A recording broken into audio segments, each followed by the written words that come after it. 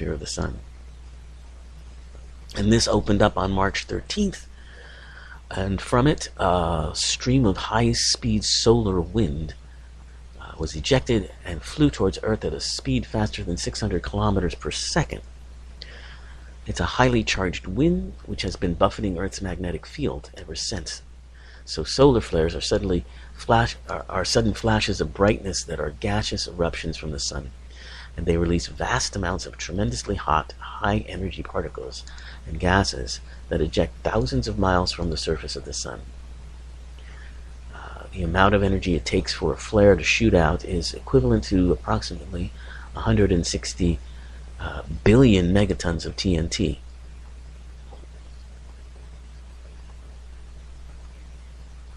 Apparently, major geomagnetic storms are expected between March 21st and March 26th, which temporarily disturb the Earth's magnetosphere as solar winds and flares interact with Earth's electromagnetic fields.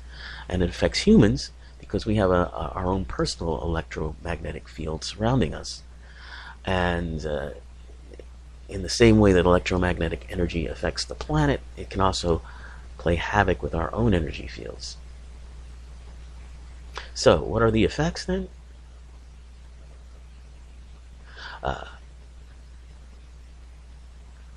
Solar storms are believed to desynchronize our circadian rhythm.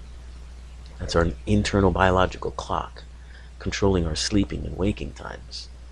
Also, our pineal glands, producing an increase in melatonin, and this disturbs our sleep, impacting our intuition. So if you're someone who feels that they are intuitive in a way, this can actually enhance intuition. During solar storms, masses of luminous energy infiltrate Earth's atmosphere, and absorbing it can be overstimulating. So we may notice our energy, and that of the people around us, feels super intense. Like everyone is extra irritable, emotional, anxious, fatigued, spacey, or stressed. I can tell you I feel all of those things. And it's likely due to the fact that we are currently in the midst of these powerful solar storms that are emanating powerful electromagnetic energies. Well, I can certainly attest to feeling that way. Also, it can also have to do with, since everybody is, vulnerable to this. People who are feeling this way will act certain ways that will, cause others to feel anxious, fatigued, stressed, and so on.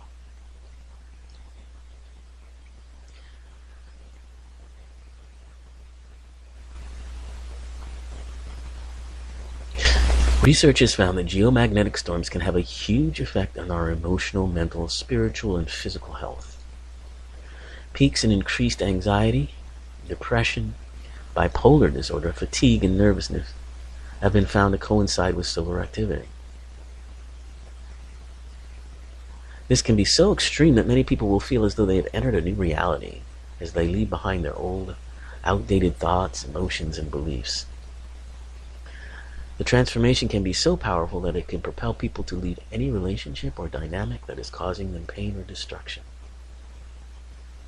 And I actually am going through something like that, something similar to that. So if you are feeling this way, it might be linked to this solar activity and the light that moves towards us. So you may experience any of the following things: pressure headaches and general aches and pains, mainly in the stomach. You might feel flushed, dizzy, or nauseous. You may have difficulty focusing, experience confusion, or have a foggy mind. Intense hunger or thirst, extreme fatigue, exhaustion, lack of energy, insomnia, or disturbed sleep patterns. Seemingly out of the blue bouts of irritability, frustration, sadness, nervousness, anger, worry, fear, grief, and overwhelm.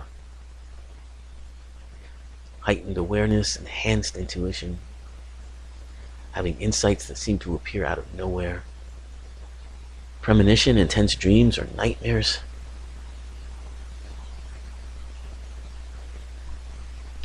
Frequent anxiety, stress, or feeling panicky without clear reason.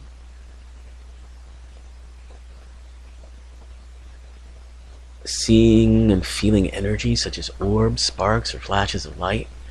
Noticing the palms of noticing energy warming the palms of the hand. And you may have some positive reactions to it too.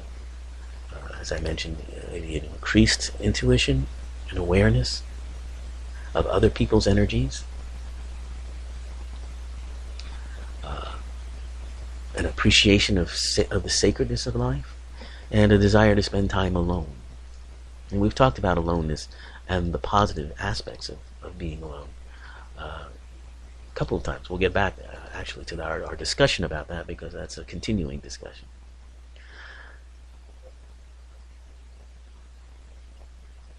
But here are some things that you can do, according to this article. You can drink plenty of filtered water. I think tap water is fine too. They suggest not, but you can meditate and remain aware of recurring thoughts and feelings. Try to avoid caffeine and alcohol. Spend time in nature. Eating high vibrational foods like fruits and vegetables.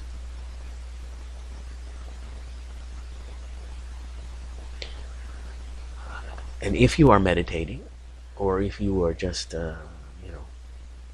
taking time out, remind yourself that everything in the universe is made up of energy.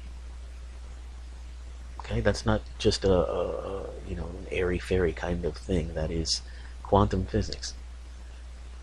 Everything is made up of energy. And that conscious thought and intention can instantly alter how we think and feel.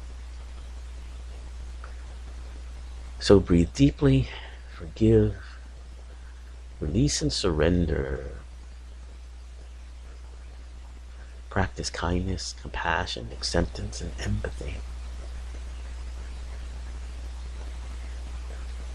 Remain aware of recurring thoughts and feelings. And you may want to temporarily disconnect from technology and anyone or anything where the energy is toxic and draining, if you're able to. Sometimes that's not so easy to do.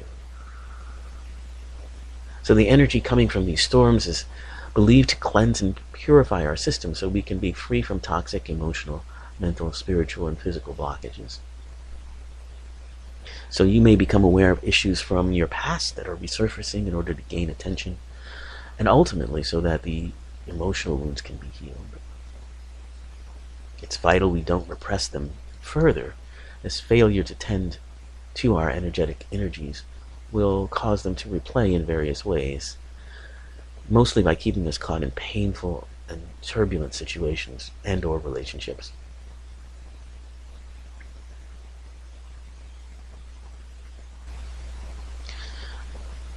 So overall, this is a good thing.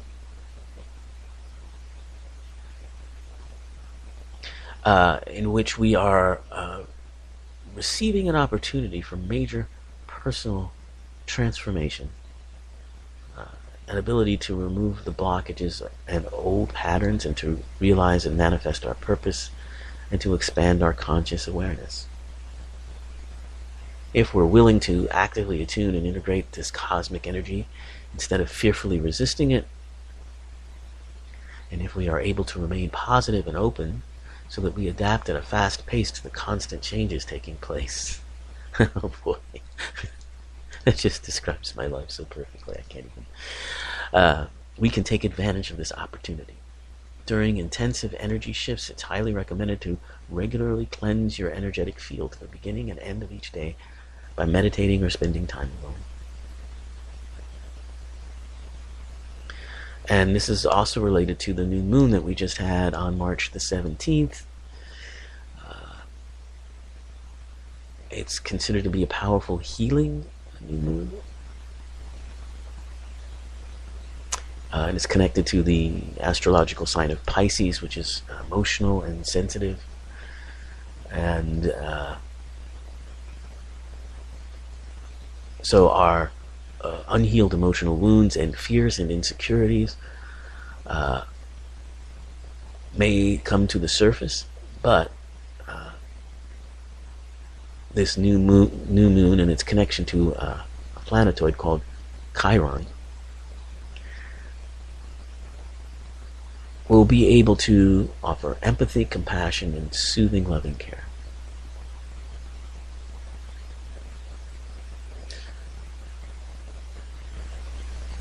So any painful lessons that we've tried to ignore and deny will be forcing their way to the surface, and they won't disappear, so we'll have no option but to confront and deal with them.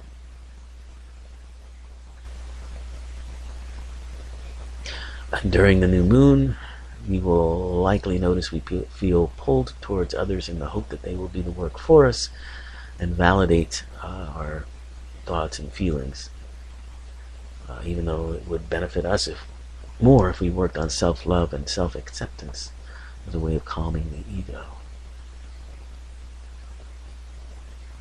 When our ego is out of control, our mind creates chaotic circumstances, and if we believe all the drama going on in our head, what starts off quietly in our internal world quickly manifests into the external world in a disorderly and dysfunctional way.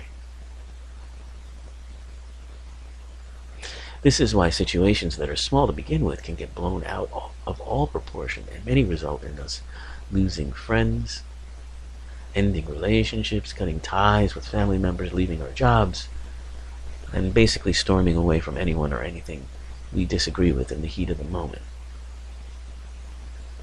Low self-esteem is one of the major issues that will be arising on this new moon, even for those who think they are self-confident and self-assured. Therefore, we will notice that the collective energy is one that is seeking out external support, encouragement, and guidance, rather than learning how to find and embrace these things within ourselves. So a need for validation, maybe compelling us. So that's all interesting things to keep in mind. If you relate to what I was just talking about, you probably understand how powerful this thing is. I can feel it. I mean, I honestly can feel it. And the things that are going on in my life right now are certainly reflecting that.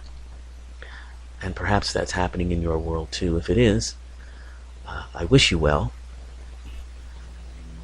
and hope that you do take time to follow some of those tips, particularly meditation,